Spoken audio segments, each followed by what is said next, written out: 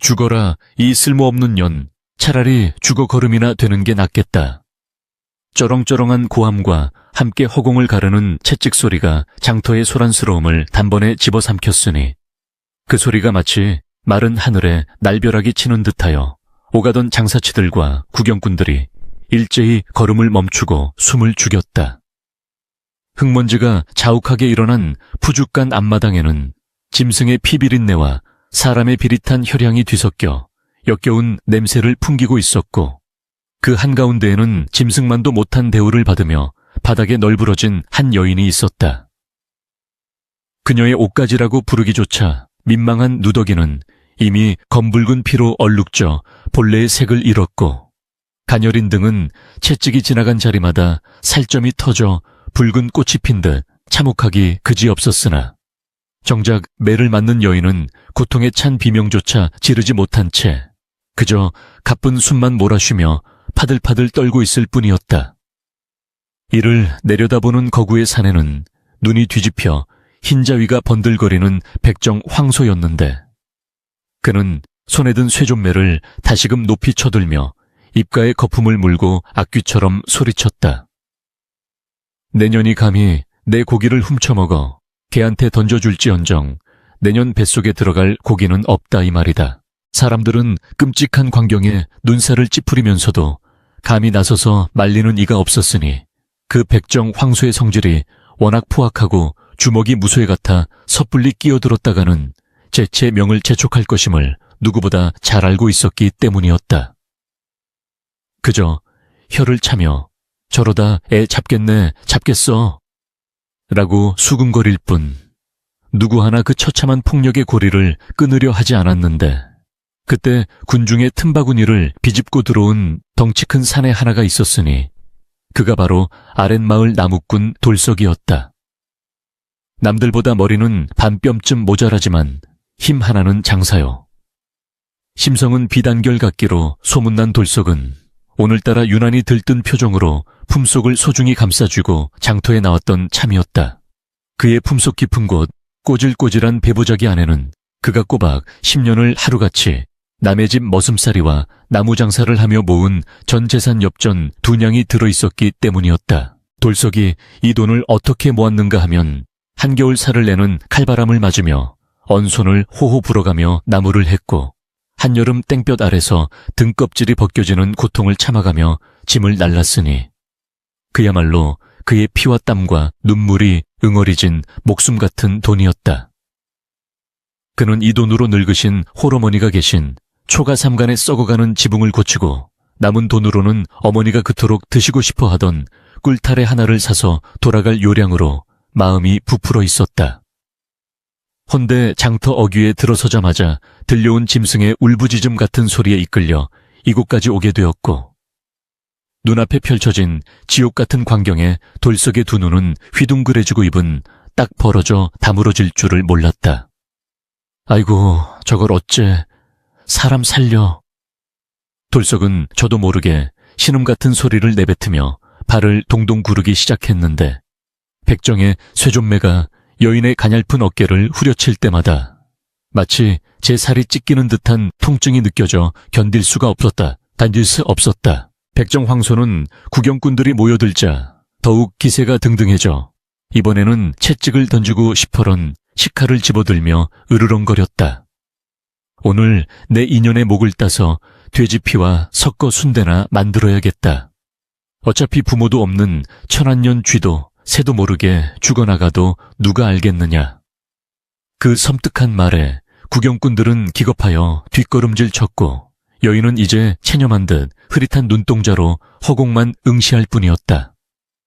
그 순간 돌석의 가슴속에서 쿵쾅거리는 심장소리가 귓가를 때리기 시작했다. 그냥 지나가야 한다. 못 본 척해야 한다.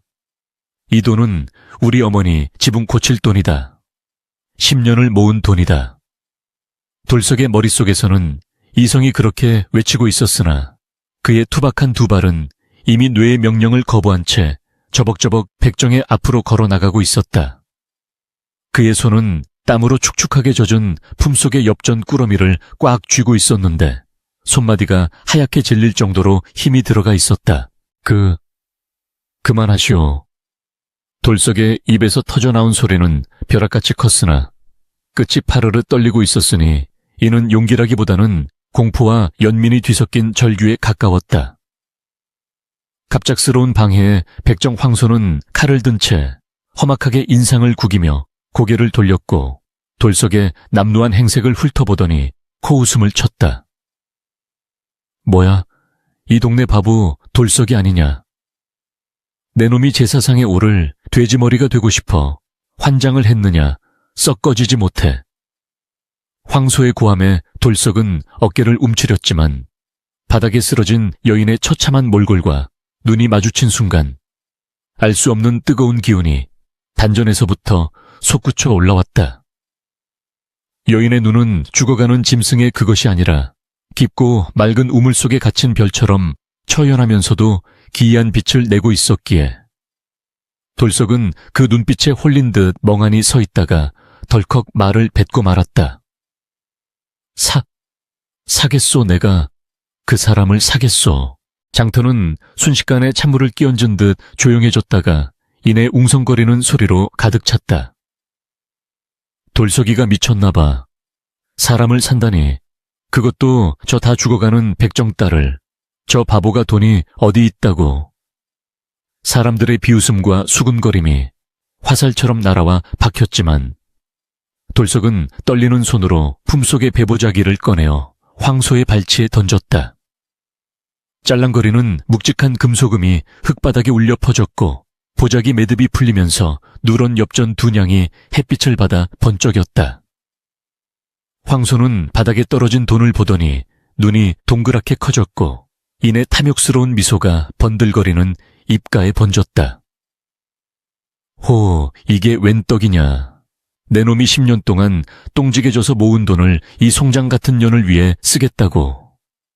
황소는 킬킬거리며 칼끝으로 돈주머니를 낚아채듯 집어 올리고는 침을 탁 뱉으며 비릿한 웃음을 흘렸다.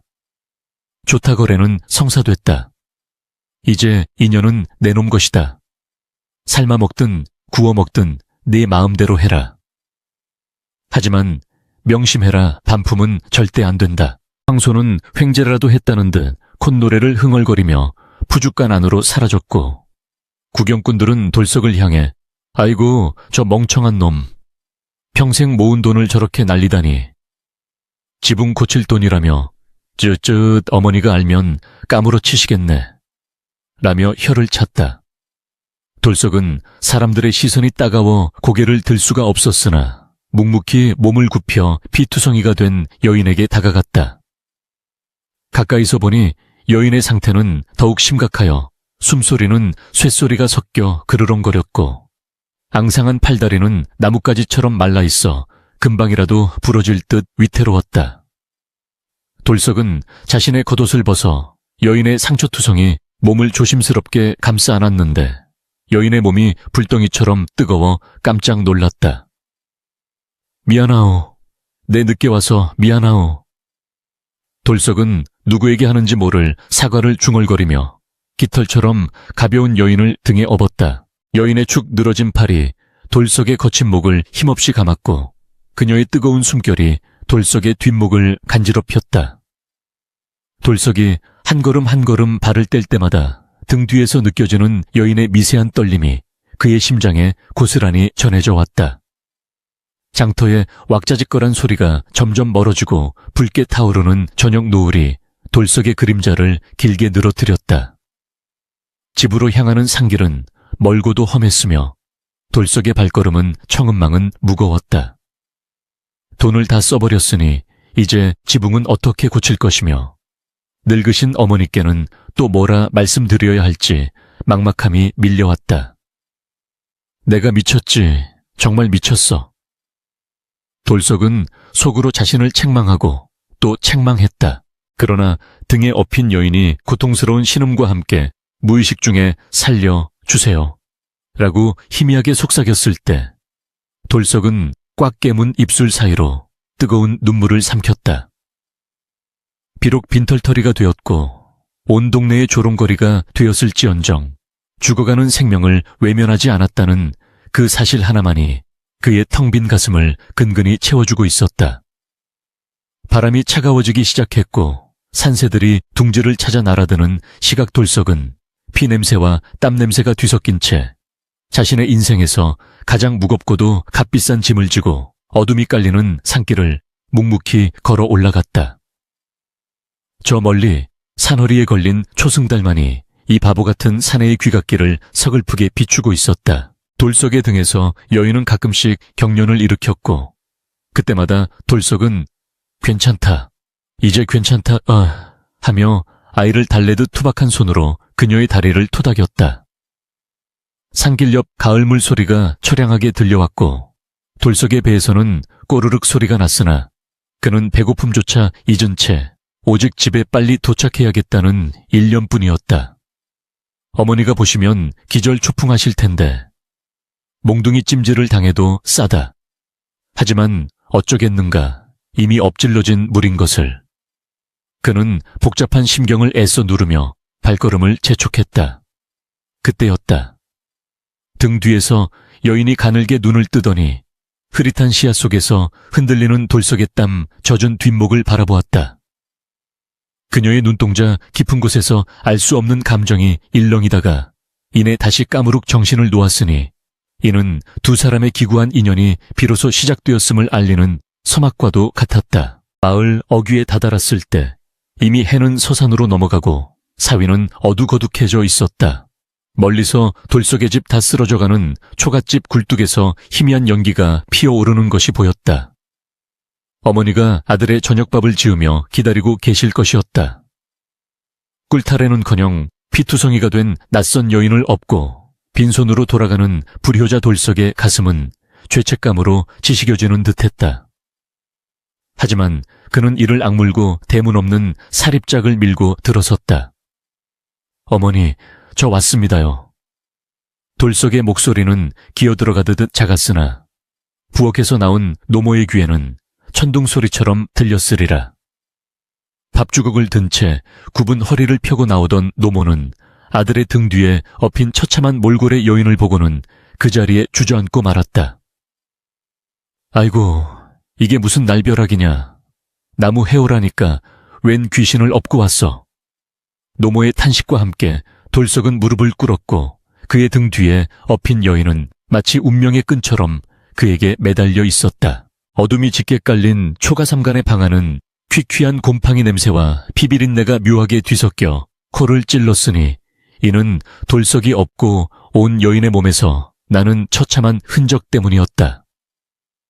돌석의 노모는 기가 막혀 말문이 막힌 채로도 덜덜 떨리는 손으로 아궁이에 불을 지피고 솥에 물을 드기 시작했으니 아들이 저지른 일이 기가 차고 코가 찰 노릇이었으나 눈앞에 죽어가는 사람을 두고 볼 수만은 없는 어미의 심정이었다. 찢어진 문틈으로 황소바람이 숭숭 들어오는 윗목에 여인을 뉘어놓고 노모는 낡아빠진 무명천을 따듯 물에 적셔 여인의 몸에 엉겨붙은 피와 흙먼지를 조심스레 닦아내기 시작했는데 닦아낼수록 드러나는 상처들이 흡사밭을 갈아엎은 듯 끔찍하여 노모의 입에서는 연신 아이고 맙소사, 사람 탈을 쓰고 어찌 이리 독하게 때렸을꼬 하는 탄식이 끊이지 않고 흘러나왔다.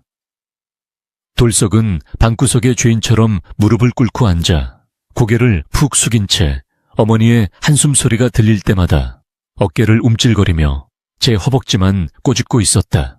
밤이 깊어지자 마을 밖에서는 개 짖는 소리조차 잦아들었으나 돌석의 집만은 무거운 침묵과 긴장감으로 가라앉아 있었다. 노모가 피고름이 굳어 옷과 살이 한 덩어리가 된 부분을 떼어낼 때마다 의식을 잃은 여인의 입에서 얕은 신음이 새어나왔고 그 소리는 돌석의 가슴을 후벼 파는 것만 같았다.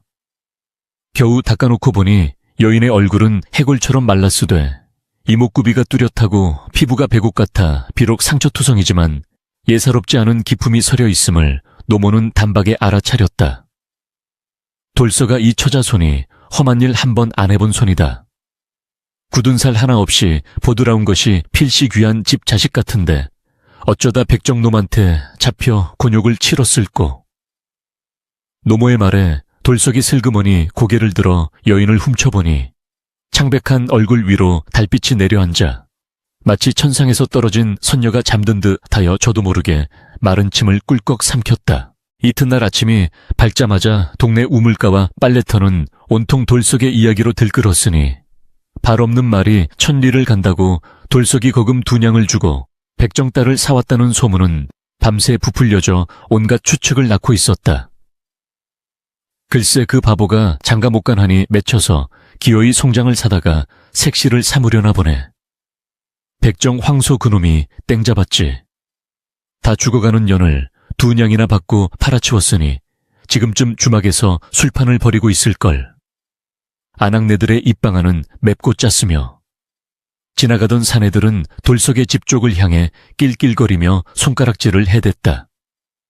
돌석은 나무를 하러 가기 위해 지게를 지고 나섰다가 대문 앞에서 마주친 동네 사람들의 따가운 시선과 노골적인 비웃음에 얼굴이 홍당무처럼 붉어져 도망치듯 산으로 뛰어 올라가야만 했다.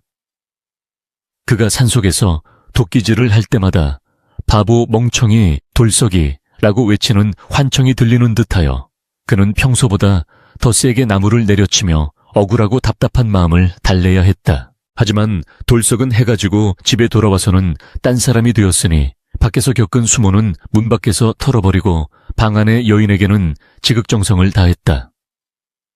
그는 좁디 좁은 단칸방에서 어머니와 여인이 편히 잘 수 있도록 자신은 헌 거적대기 하나를 들고 밖으로 나가 토방 위에 자리를 폈다. 얘야, 날이 차다. 그냥 아랫목에 발이라도 들이밀고 자거라. 노모가 안쓰러워하며 만류했지만 돌석은 고개를 세차게 저으며 아니어요. 남녀가 유별한데 어찌 외간 처자와 한방을 쓰겠습니까?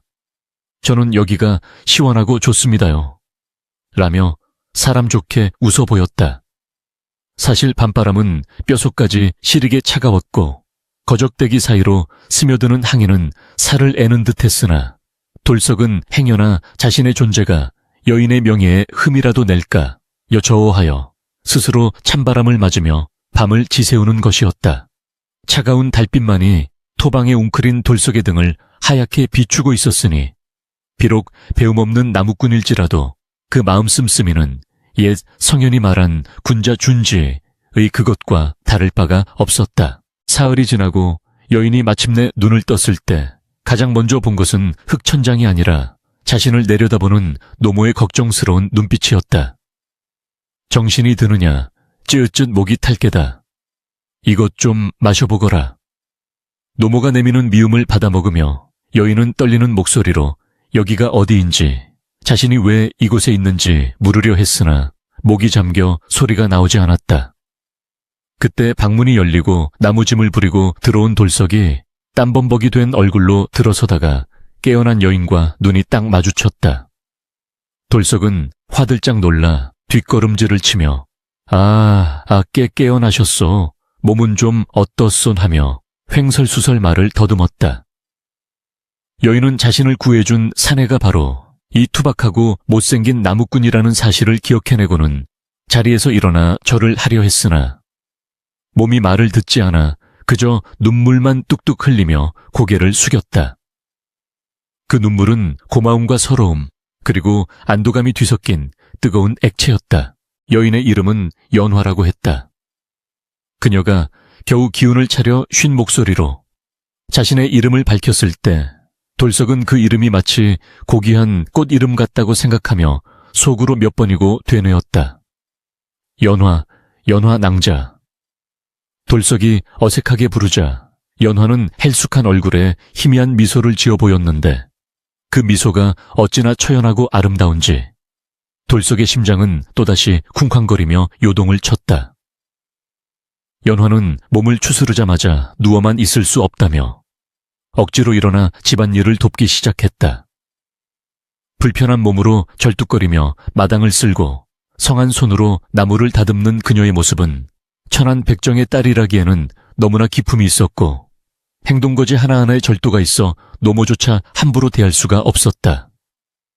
돌석은 그런 연화를 보며 묘한 위화감을 느꼈으나 그저 그녀가 살아난 것만으로도 감사하여 묻고 싶은 말들을 가슴속에 묻어두었다. 그러나 평화는 오래가지 않았으니 보름이 채 지나지 않아 불길한 그림자가 돌석의 오두막을 덮쳤다.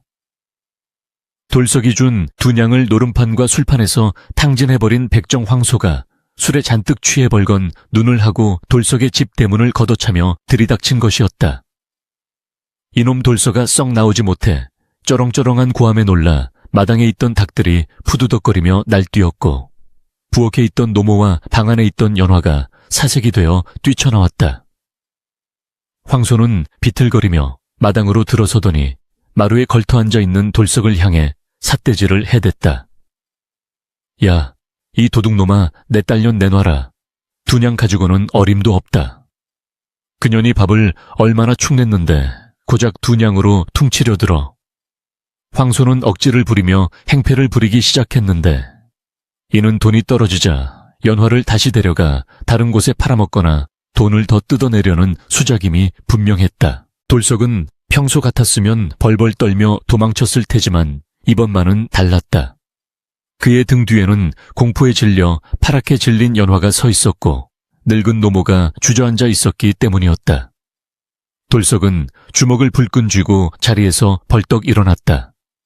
그의 덩치는 황소 못지않게 컸으며 매일 나무를 하며 다져진 근육은 돌처럼 단단했다. 못 데려가오. 이미 돈을 주고 샀으니 내 사람이오. 더 이상 이 사람을 괴롭히지 마시오. 돌석이 처음으로 큰 소리를 치며 앞을 막아서자 황소는 뜻밖의 방역에 잠시 움찔했다가 이내 비열한 웃음을 흘리며 품에서 시퍼런 정육칼을 꺼내 들었다.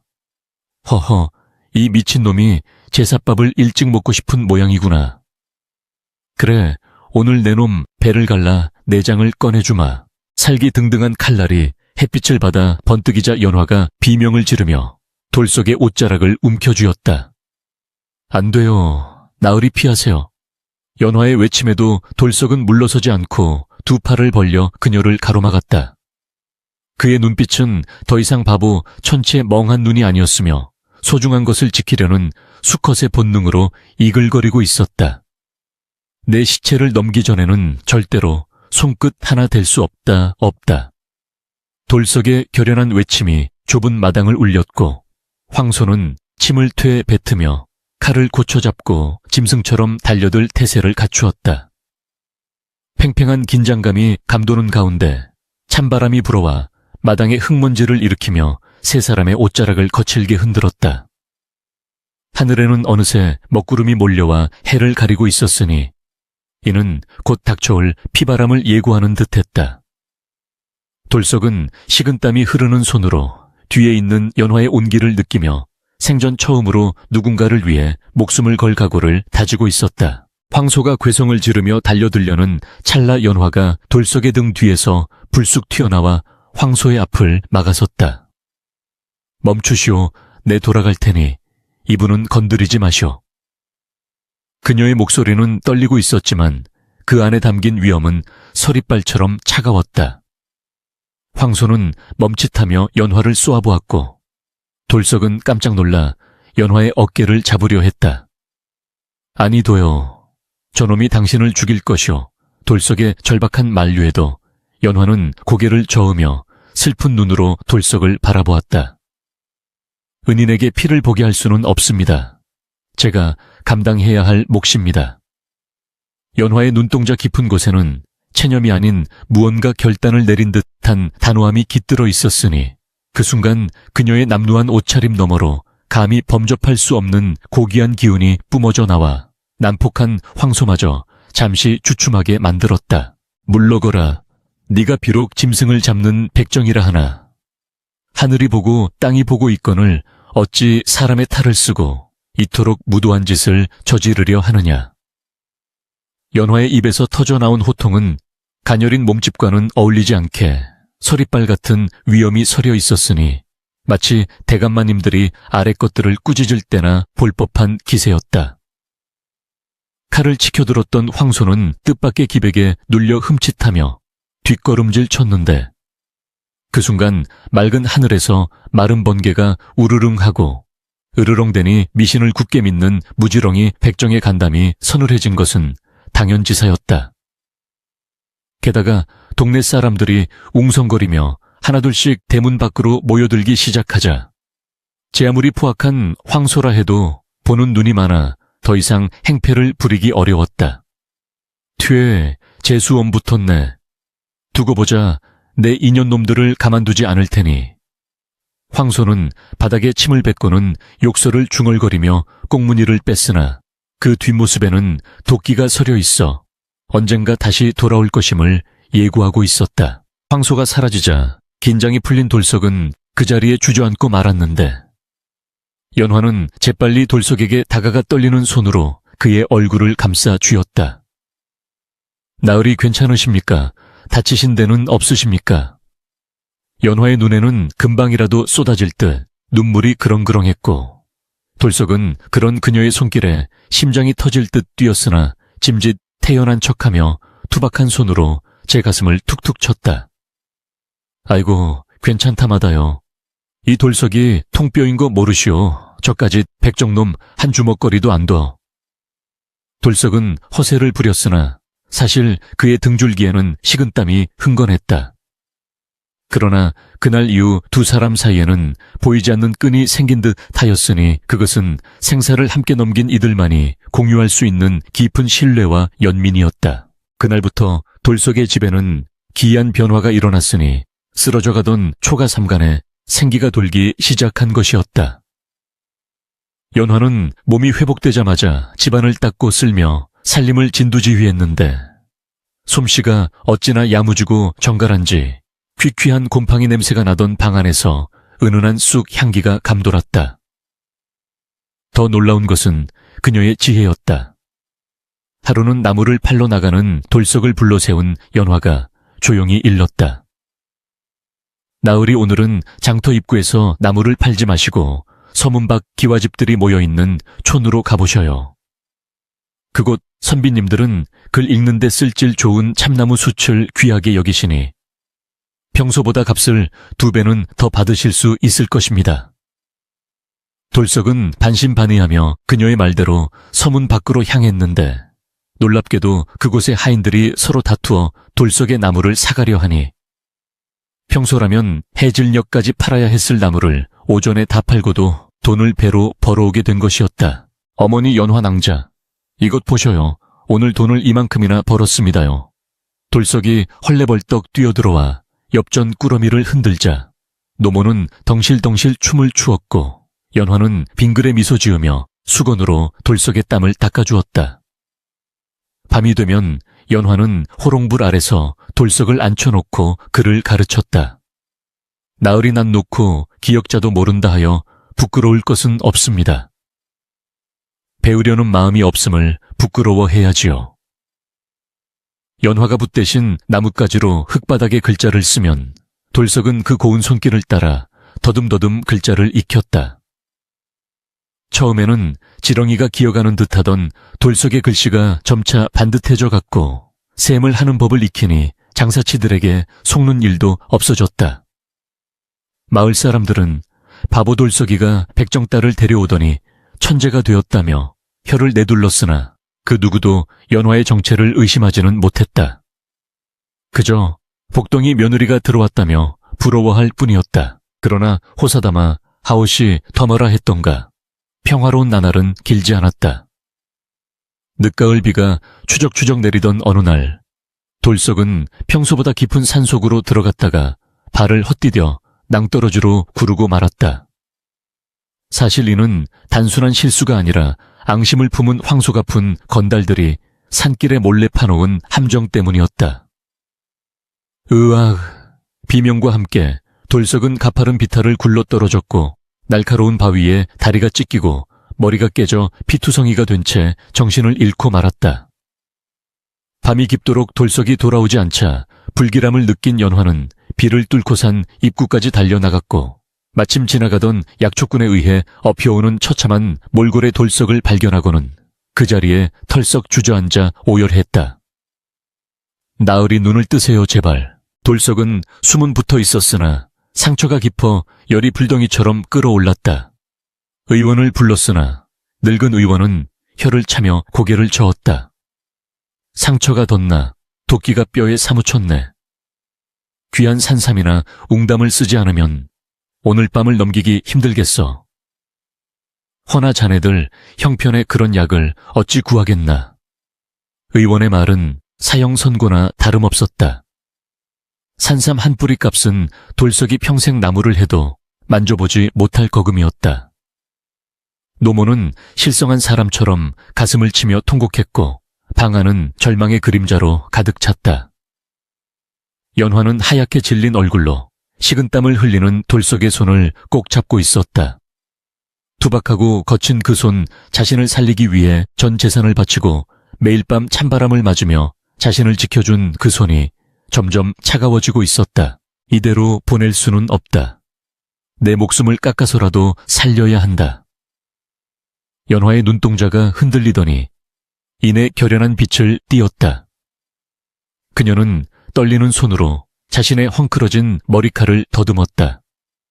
그리고 깊숙이 찔러 넣었던 낡은 나무 비녀 속에 숨겨져 있던 비밀스러운 물건을 천천히 꺼내 들었다. 그것은 칠흑 같은 어둠 속에서도 영롱한 초록빛을 뿜어내는 빛의 옥비녀였다. 단순한 장신구가 아니라 용이 승천하는 문양이 정교하게 새겨진 왕실이나 최고의 관료 집안의 여인들만이 지닐 수 있는 보물 중의 보물이었다. 남루한 누더기를 걸친 연화의 손에서 뿜어나오는 그 고귀한 빛은 초라한 방안을 환하게 비추며 기이한 대조를 이루었다. 어머니. 연화가 나직이 노모를 불렀다. 통곡하던 노모가 눈물 젖은 눈을 들어 옥비녀를 보더니 입을 딱 벌리고 말았다. 이게 뭐냐? 도깨비 불이냐? 노모는 평생 구경조차 해보지 못한 보물의 광채에 눈이 부셔 눈을 비볐다. 연화는 비녀를 쥔 손에 힘을 주며 말했다. 이것을 읍내 전당포에 가져가면 산삼뿐만 아니라 이 집을 기와집으로 바꾸고도 남을 돈을 줄 것입니다. 어머니 어서 가서 약을 구해오세요. 어서요. 노모는 손을 벌벌 떨며 비녀를 받아들었으나 감히 만지기도 두려워 주춤거렸다. 아가 이건 내 정체와 관련된 물건 아니냐. 이걸 팔아도 되는 개냐. 노모의 물음에 연화는 쓸쓸한 미소를 지으며 고개를 끄덕였다. 사람이 죽어가는데 물건이 무슨 소용입니까? 제게는 나으리의 목숨이 천하 어떤 보물보다 귀합니다. 노모가 비녀를 품에 안고 빗속을 뚫고 읍내로 달려간 사이 연화는 물수건으로 돌석의 이마를 닦으며 하염없이 눈물을 흘렸다. 나으리 일어나세요. 제가 누구인지, 제가 왜 백정의 딸로 살아야 했는지 다 말씀드릴 테니 제발 일어나만 주세요. 그녀의 눈물 한 방울이 돌석의 뺨에 떨어지자 혼수 상태에 빠져있던 돌석이 미간을 찌푸리며 신음했다. 열에 들뜬 돌석의 귓가에 연화의 흐느낌이 자장가처럼 혹은 주문처럼 스며들었다.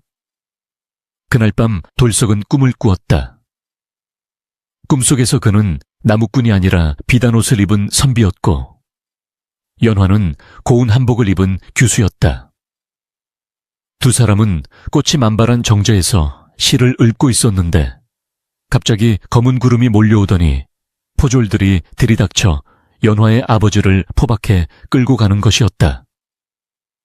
아버지 억울합니다. 피를 토하듯 절규하는 연화의 목소리가 생생하게 들려오며 돌석은 안 돼 라고 소리치며 눈을 번쩍 떴다. 눈을 뜨자마자 보인 것은 밤새 자신의 곁을 지키다 쪽잠이 든 연화의 파리한 얼굴이었다.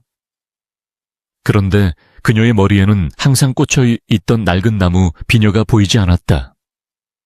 그리고 방문이 열리며 노모가 의원과 함께 헐레벌떡 들어왔는데 의원의 손에는 귀한 탕약이 들려 있었다. 살았다 살았어. 내 색시 덕분에 네가 살았다. 노모의 외침의 돌석은 몽롱한 정신으로 연화를 바라보았다. 그녀의 헝클어진 머리카락 사이로 드러난 하얀 목덜미, 그리고 누더기 옷으로도 감출 수 없는 고결한 기품. 돌석은 직감했다. 자신이 구한 여인이 평범한 백정의 딸이 아니라는 것을, 그리고 그녀가 자신을 위해 상상조차 할 수 없는 큰 희생을 치렀다는 것을. 약 기운이 퍼지며 돌석의 호흡이 안정을 되찾을 무렵 읍내 장터와 관에는 괴소문이 퍼지기 시작했다. 어떤 할망구가 왕실에서나 볼 법한 옥비녀를 들고 왔더라. 그 비녀에 새겨진 문양이 10년 전 영모로 몰려 멸문지와 애미의 맨지후어를 당한 김대감 댁 문양과 똑같다던데. 소문은 바람을 타고 천리박 한양에서 내려온 암행어사의 귀에까지 들어갔으니 이는 묻혀있던 거대한 진실이 세상 밖으로 드러나는 신호탄이었다. 한편 비녀 판돈을 노리고 눈이 뒤집힌 백정황소와 공을 세워 출세하려는 부패한 사또가 은밀히 내통하고 있었으니 돌석의 집 주위로 다시금 검은 그림자가 조용히 그러나 확실하게 옥죄어 오고 있었다. 폭풍전야 바오흥첸예의 고요함 속에서 연화는 불안한 눈빛으로 창밖의 칠흑 같은 어둠을 응시하고 있었다. 그녀는 알고 있었다. 자신의 비녀가 세상에 나온 순간 더 이상 숨을 곳은 없다는 것을. 먹구름이 낮게 드리워져 대낮인데도 사위가 밤처럼 어두컴컴하니 흉흉한 소문이 바람을 타고 마을을 휘감는 모양새가 마치 거대한 폭풍이 몰아치기 직전의 고요함과도 같았다.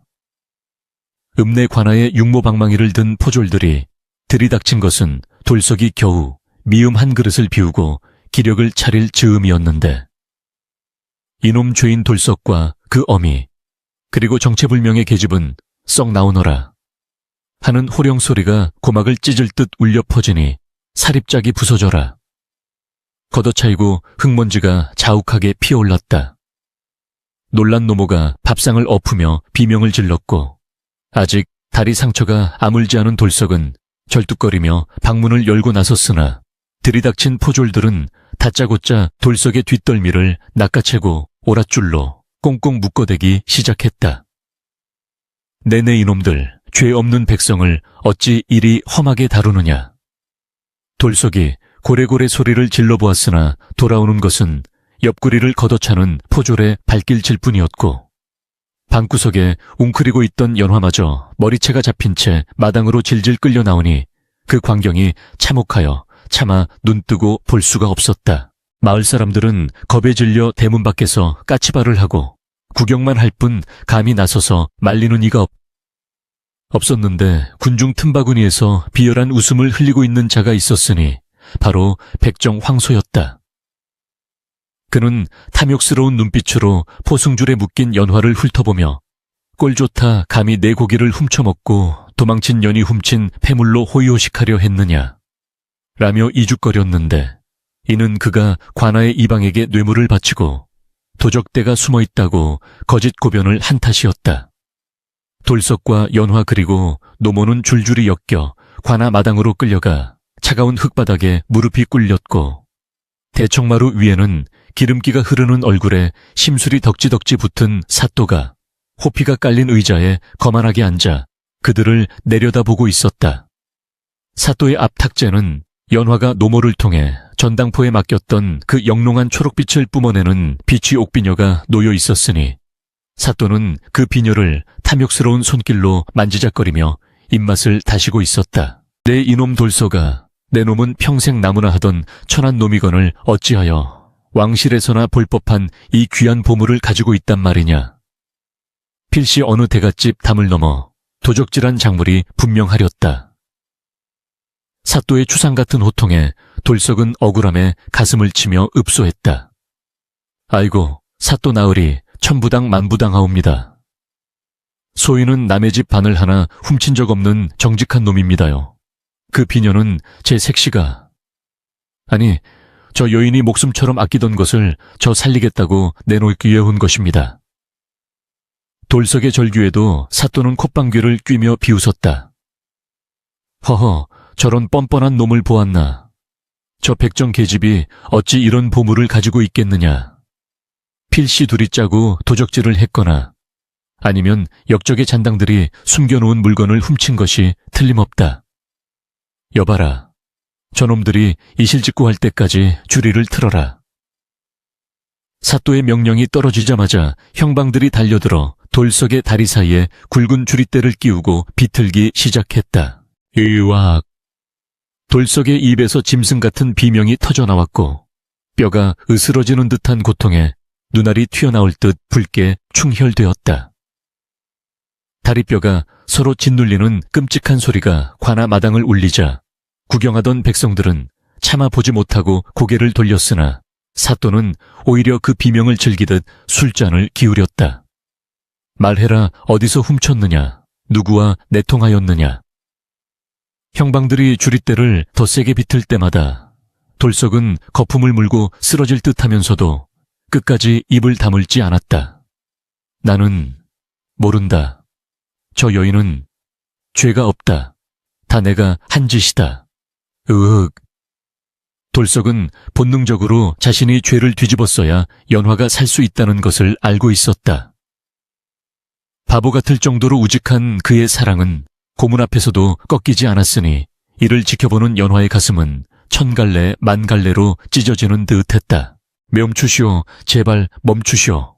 연화가 오랏줄에 묶인 몸으로 바닥을 기어가 돌석의 다리를 붙잡고 오열했다. 사또 그 비녀는 제 것입니다. 도적질한 것이 아니라 제 아버님께서 물려주신 유일한 유품입니다. 제발 이분을 놓아주십시오. 연화의 피 끓는 외침에 사또는 눈을 가늘게 뜨고 그녀를 쏘아보았다.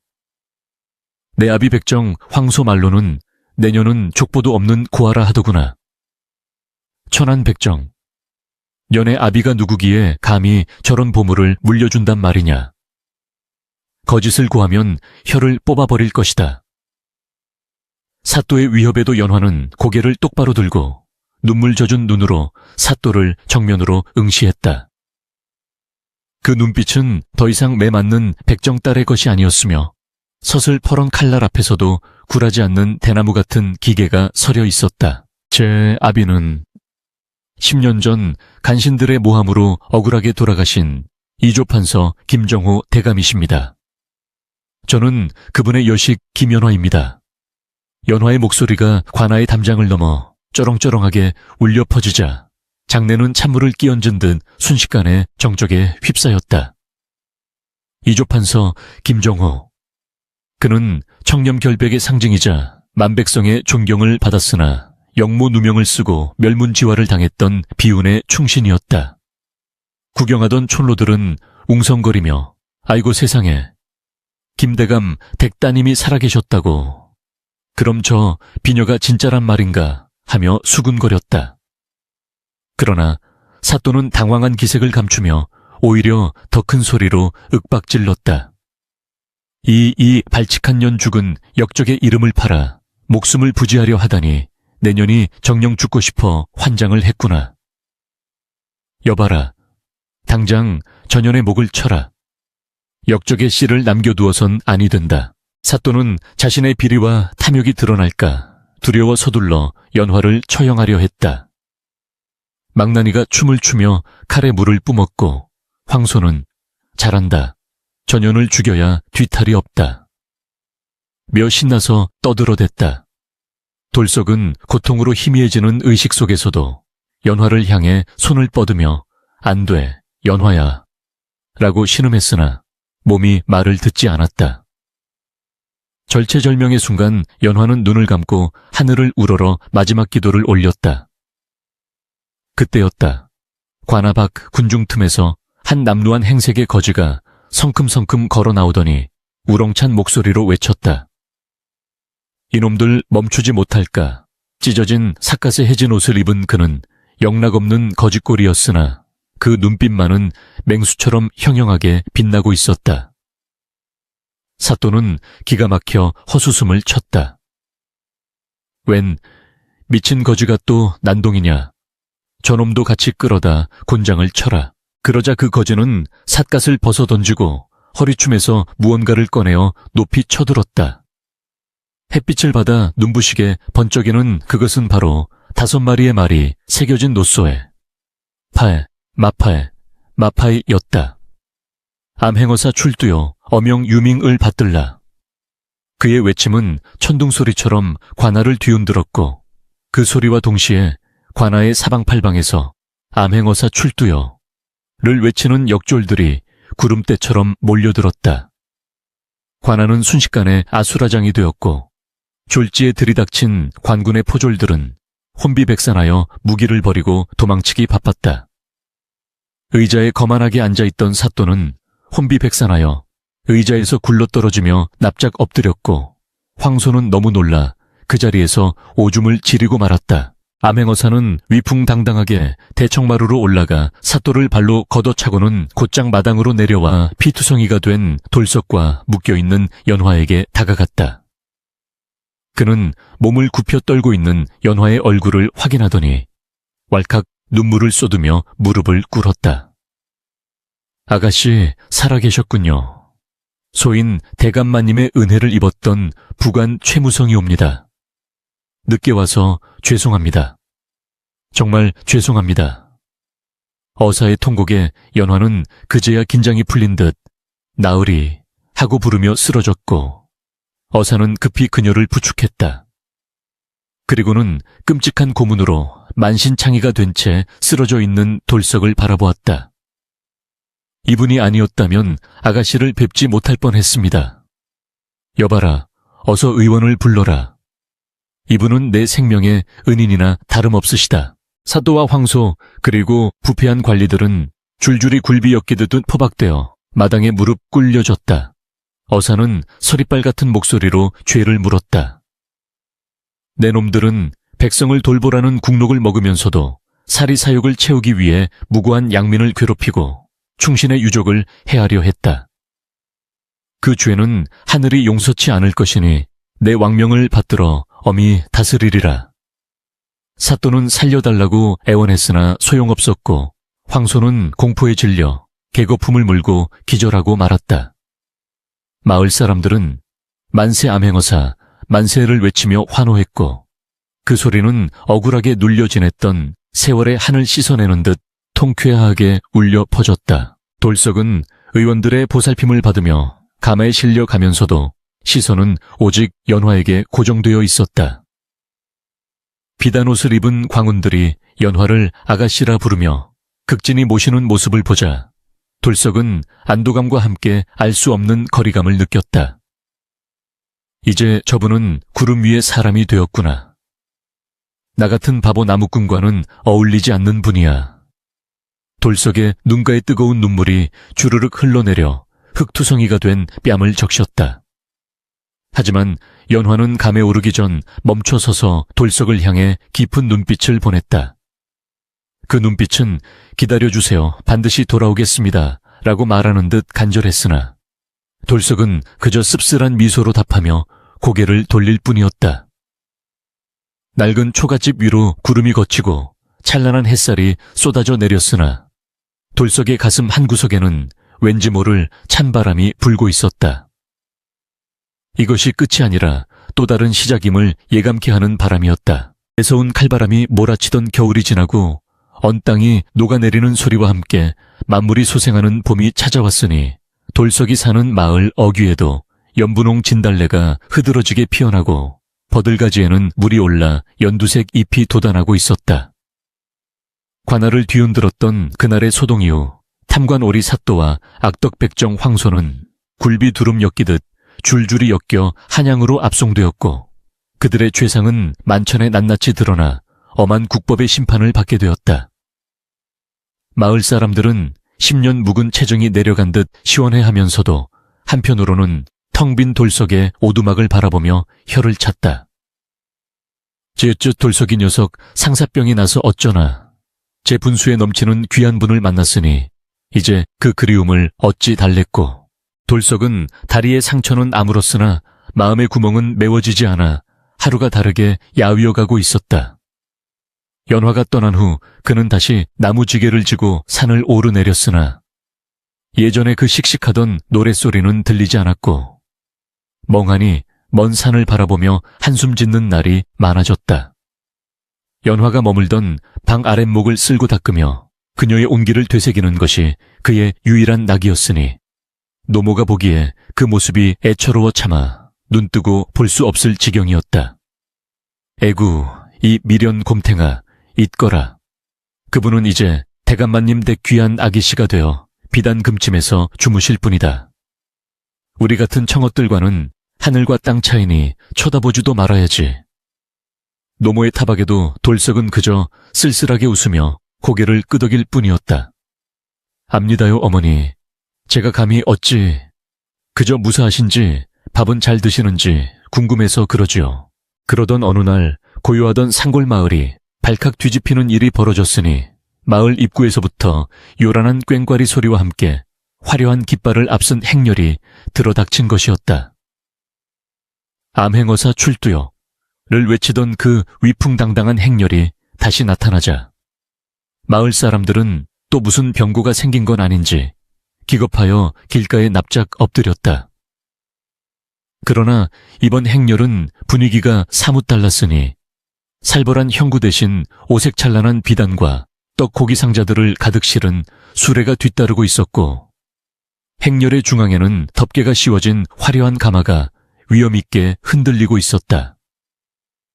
행렬은 곧장 돌석에 다 쓰러져가는 초가집 앞에 멈춰 섰다. 돌석은 마당에서 장작을 패다가 놀라 도끼를 떨어뜨렸고 부엌에 있던 노모는 허둥지둥 달려나와 흙바닥에 무릎을 꿇었다.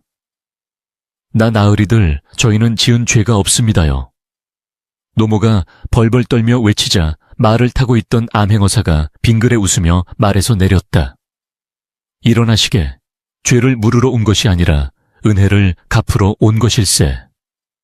그리고는 가마꾼에게 눈짓을 하자 가마의 문이 활짝 열리고 눈이 부시도록 고운 비단옷을 입은 여인이 사뿐히 내려섰다. 그녀는 바로 연화였다. 하지만 예전의 상처투성이 백정딸의 모습은 온데간데 없고 쪽진 머리에 옥비녀를 꽂고 화사한 저고리를 입은 자태가 영락없는 양반집 규수였다. 돌석은 눈앞의 여인이 너무나 눈부셔 감히 똑바로 쳐다보지도 못하고 고개를 숙였다. 아, 아기씨. 돌석의 목소리가 떨렸다. 연화는 그런 돌석을 보며 환하게 웃더니 성큼성큼 다가와 덥석 돌석의 투박한 손을 잡았다. 나으리, 왜 그리 서운하게 부르십니까? 접니다, 연화입니다. 돌석은 화들짝 놀라 손을 빼려 했으나 연화는 놓아주지 않고 더욱 꽉 쥐었다. 이러시면 아니도옵니다. 남녀가 유별하고 반상의 법도가 엄한데. 돌석이 당황하여 뒷걸음질 치자 연화는 돌석의 눈을 똑바로 응시하며 말했다. 법도 그따위 법도가 무엇이 중합니까? 제가 짐승보다 못한 취급을 받으며 죽어갈 때 그 법도를 따지는 양반들은 콧배기도 보이지 않았습니다. 저를 살린 것은 나으리의 그 귀한 두 냥과 따뜻한 마음이었습니다. 암행어사가 헛기침을 하며 앞으로 나서더니 품에서 두루마리를 꺼내 펼쳐들었다. 어명유밍, 이호정, 돌석과 노모, 그리고 구경하던 마을 사람들이 일제히 땅에 머리를 조아렸다. 나무꾼 돌석은 비록 신부는 미천하나 그 심성이 어질고 의로워 충신의 유일한 혈육을 목숨 걸고 지켜내었으니 그 공이 지대하다. 이에 과인 구아래 누운 돌석에게 면천 미안잔을 허하고 벼슬을 내리려 하였으나 김연화 낭자가 간곡히 청하여 두 사람의 혼인을 허락하노라. 이는 하늘이 맺어준 인연이니 세상의 잣대로 그들을 갈라놓지 말라. 왕의 교지가 낭독되자 마을은 순식간에 정적에 휩싸였다가 이내 와 하는 함성으로 뒤덮였다.